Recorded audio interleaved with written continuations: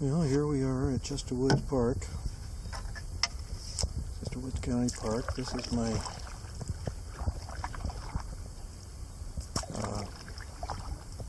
close to home paddling hole.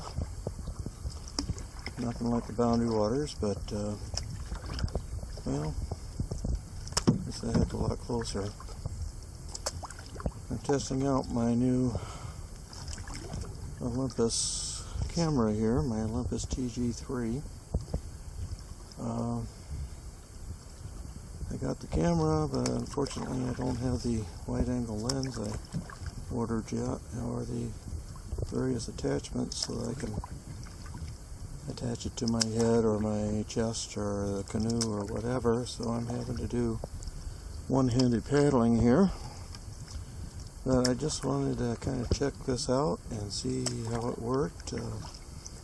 Later on I'll get this on my computer and see what kind of how it works with my editing tools and that type of thing.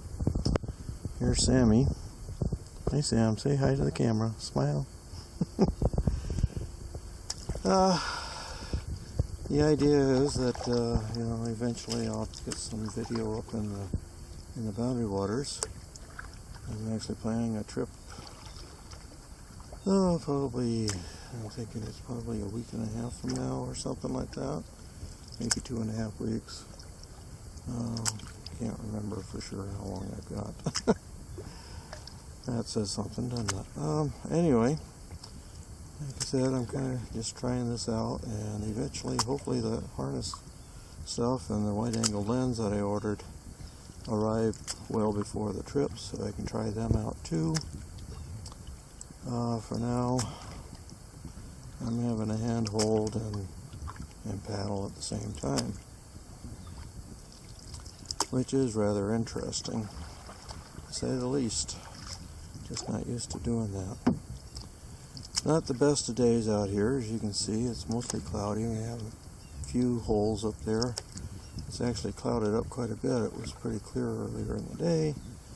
But of course, by the time I get out paddling, then that's all closed in, and this is what I have to deal with. I'm just hoping that the audio comes out okay on this. I think I'm holding my hand over the microphone holes, which isn't real good. Again, when I go hands-free, having this mounted on either my head, my chest, or the canoe, that's not going to be that big of a problem either. But at least for now, I should be getting something that I can at least see how this thing's going to work out for me.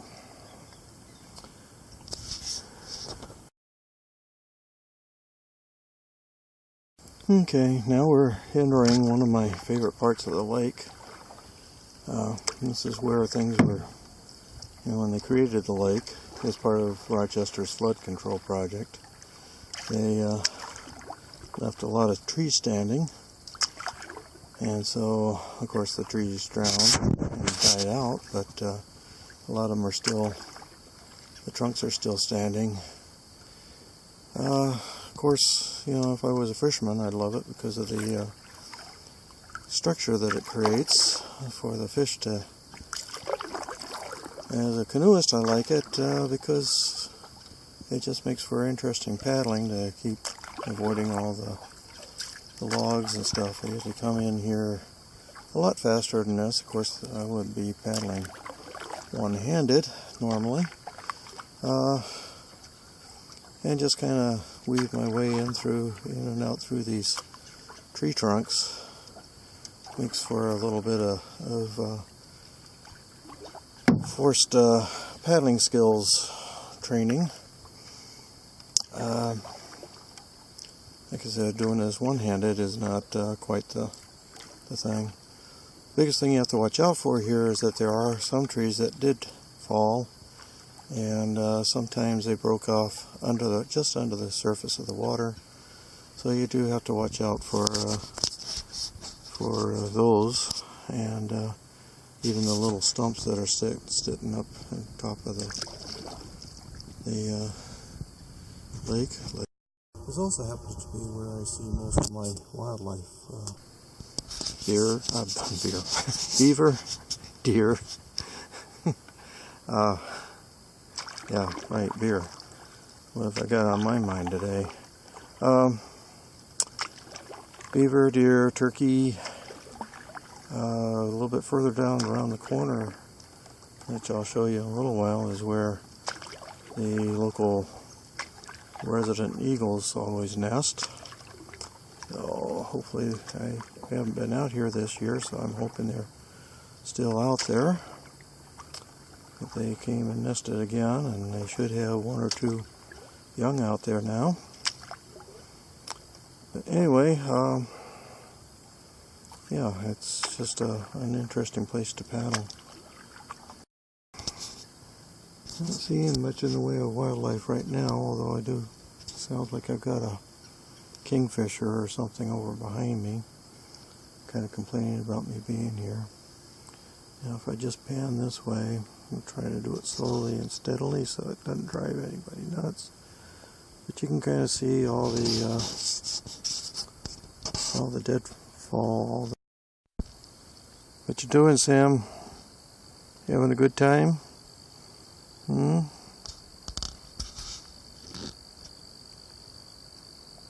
You like it out here, don't you? Like watching out for the wildlife? Just like I do. Get kind of annoyed with me when I stop and photograph, though, usually. Now there's the tree that has the eagle's nest in it. Let me just zoom in on a little bit here. You see right in the center there, that big black blob. It's a nest that they've been coming to at least since 2004, so last 10 years. I'm going to go a little bit further back into this bay where they usually hang out and see if I can spot one of them.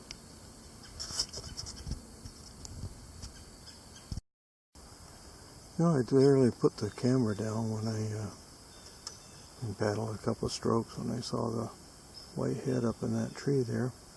It's where they often roost. I'm going to see if I can get a little bit closer to them.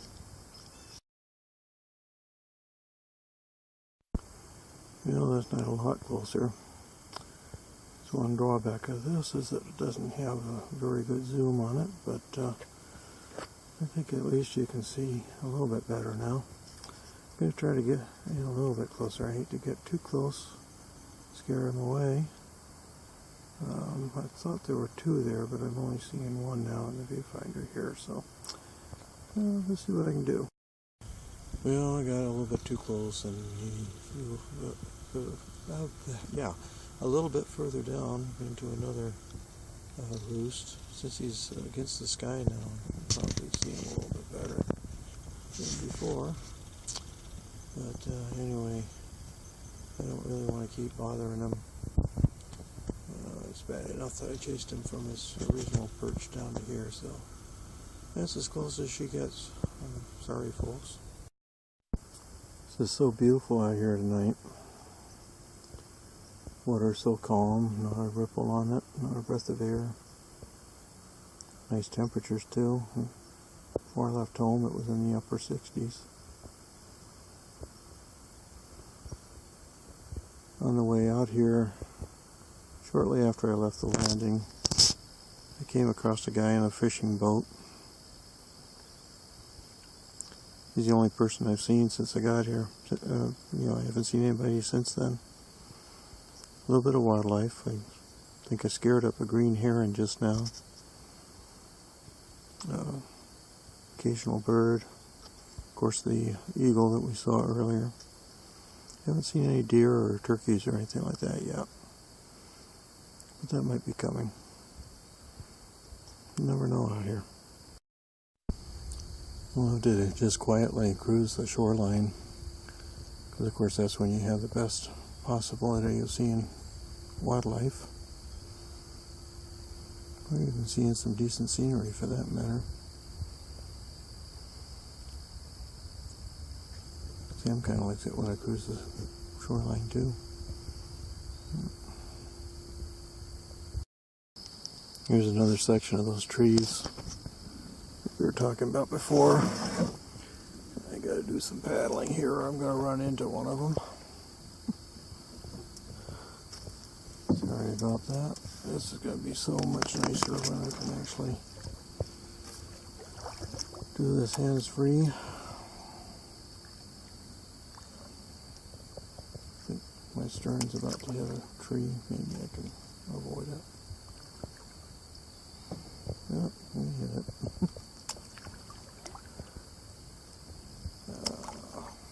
I just can't paddle well enough and take a movie at the same time. Okay.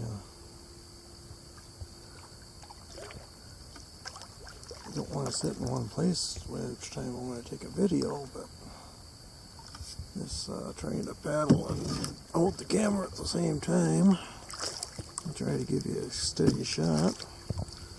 Just testing my skills. You know, I was kind of hoping that that we'd get a decent sunset tonight. I was afraid that there'd just be too many clouds and it would shut it down, and my fears are answered, or came true here. That little bit of pink orange, whatever I saw earlier has disappeared, and the clouds are getting darker. We only have about 20 minutes now before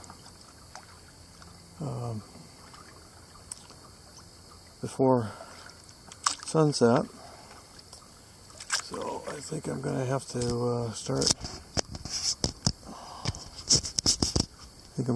start heading for the barn.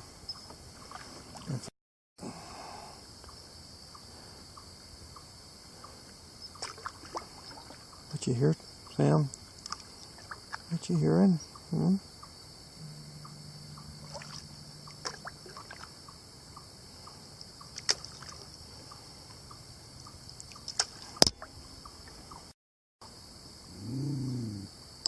Well, Sam's starting to growl. Usually indication that there's a beaver nearby. He doesn't growl it much, but he definitely growls at beaver. I'm not seeing anything, but he obviously has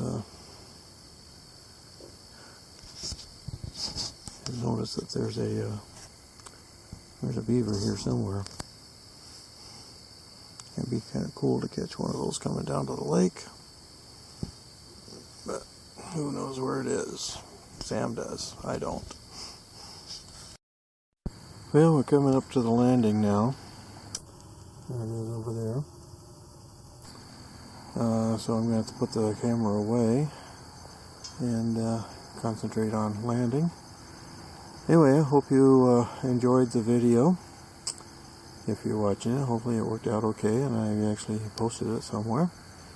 Hope you enjoyed it, and hope you look forward to my Boundary Waters movies when I've taken them and made them available. So for now, this is Nippy Mox and Sam the Canoe Dog signing off until next time.